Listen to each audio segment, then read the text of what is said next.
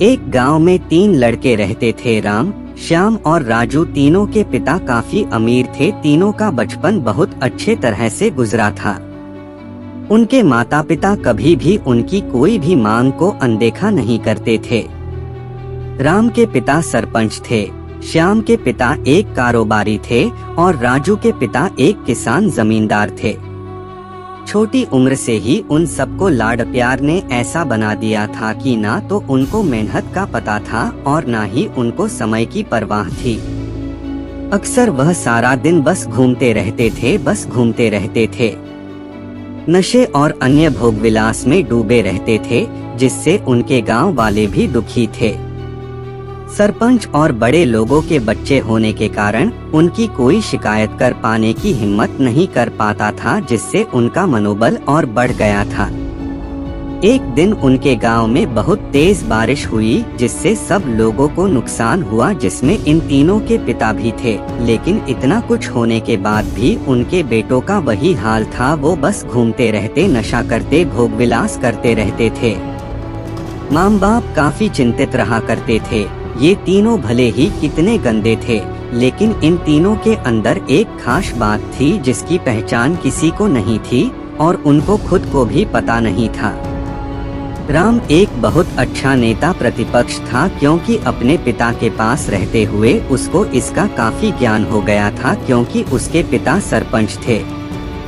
श्याम भी इस तरह से बिजनेस की समझ रखता था, क्योंकि उसके पिता एक कारोबारी थे और राजू खेती का काम जानता था, क्योंकि उसके पिता जमींदार थे।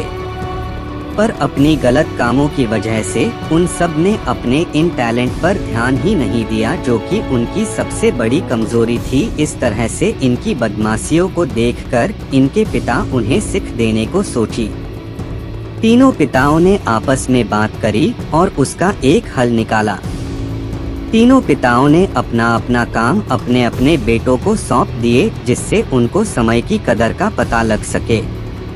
तीनों के पिता ने एक वसीयत बनाई, जिसमें ये लिखा था कि 1 वर्ष के अंदर इन तीनों को 10 लाख रुपए कमा कर देने होंगे, जो बिना किसी गलत काम करके कमाए गए हो, और तीनों को अलग अलग स्थान पर रहना था। इन तीनों को 5-5 लाख रुपए भी दिए गए, ताकि उनको अपना काम स्टार्ट करने में दिक्कत ना हो। पहले तो सब खुश हो गए कि हम आज़ाद हो गए, हमको पैसे मिल गए, और ऐसा सोच करके इन्होंने फिर से काफी समय मौज मस्ती करने में लगा दिया। इस तरह से 6 महीने बीत गए और इनका काफी सारा नुकसान भी हुआ। फिर एक दिन अचानक उनको एहसास हुआ कि अगर हम शर्त हार गए तो हम अपनी अपनी जायदाद खो बैठेंगे। धीरे धीरे उनकी चिंता बढ़ने लगी। एक दिन वो इसी उधेड़ धुन में एक पार्क में बैठे थे और कुछ डिस्कस कर रहे थे कि उनको एक छोटी सी लड़की मिली। वो फूल बेच रही थी और साथ में पढ़ भी रही थी। तीनों लोग उस लड़की के पास में गए। तभी राम ने लड़की से बोला, बेटी आपकी उम्र क्या है? तो लड़की ने जवाब दिया कि मैं 12 साल की हूँ।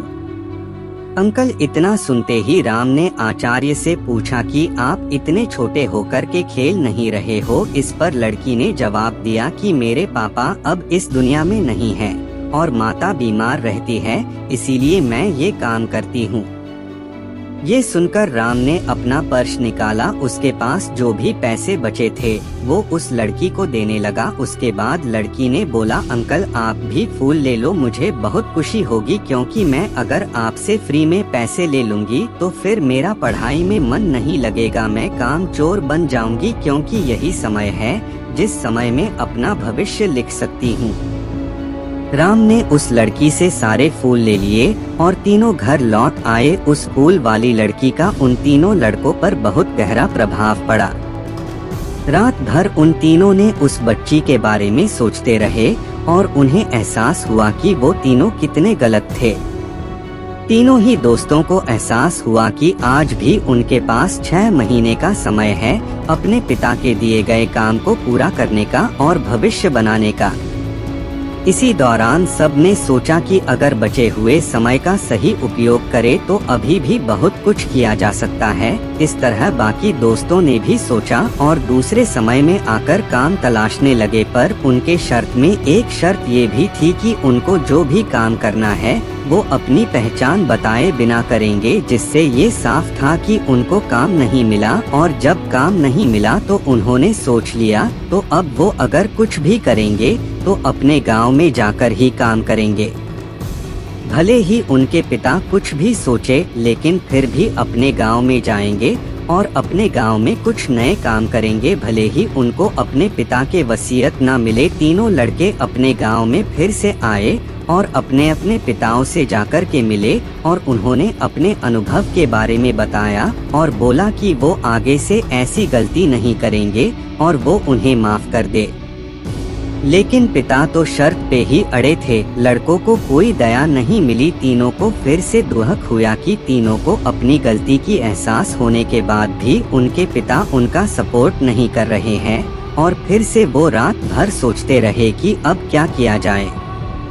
तीनों ने मिलकर एक स्कीम निकाली। राम अपने मित्रों के साथ में मिलकर लोगों की प्रॉब्लम को सुलझाने लगा, जिससे उसको गांव की समस्याओं का ज्ञान हुआ। इसी तरह श्याम भी गांव के विकास के लिए नए नए तरीके सीख गया और राजू को किसानों और बीजों का ज्ञान हो जाने से उसको काफी फायदा हुआ। तीनों ने मिलकर अपने बाकी पैसों को सही ढंग से सही जगह लगाकर गांव को एक नया रूप दे दिया। उनकी कड़ी मेहनत से गांव के लोग क्या दूसरे शहरों के लोग भी उनकी तारीफ करने लगे। उनका गांव तरक्की करने लगा। नई तकनीकों के कारण हर वर्ग के लोगों से उनका जुड़ाव होने लगा और एक समय आने के बाद उनके पिताओं ने भी उनको माफ कर दिया। इस तरह से दोस्तों, उन तीनों को समय की कीमत का अंदाजा हुआ कि पहले वो कितना समय बर्बाद कर रहे थे, लेकिन जब से उनको समय की कीमत का अंदाजा हुआ तब से उन्होंने समय को बर्बाद नहीं किया और काम करके पैसा कमाया, नाम कमाया और ये सीखा ईमानदारी से जिंदगी कैसे जीते हैं। दोस्तों, कुल मिलाकर कहने का मतलब यही है कि आप सभी समय को बर्बाद ना करें। अगर ये समय आपके हाथ से निकल गया तो कुछ नहीं कर सकते हैं। और हाँ, समय के पास इतना समय नहीं है कि वो आपको दोबारा समय दे।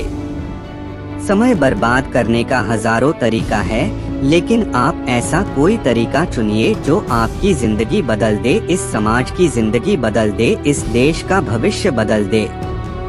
मुझे उम्मीद है कि ये स्टोरी आपको अच्छी लगी होगी। दोस्तों, मोटिवेशन की आग को इतना सपोर्ट करने के लिए बहुत बहुत धन्यवाद। अपना ख्याल रखिए, जिंदगी में आगे बढ़िए और अपनी कड़ी मेहनत से देश में खुद के नाम के साथ साथ दुनिया में भी देश का नाम कीजिए।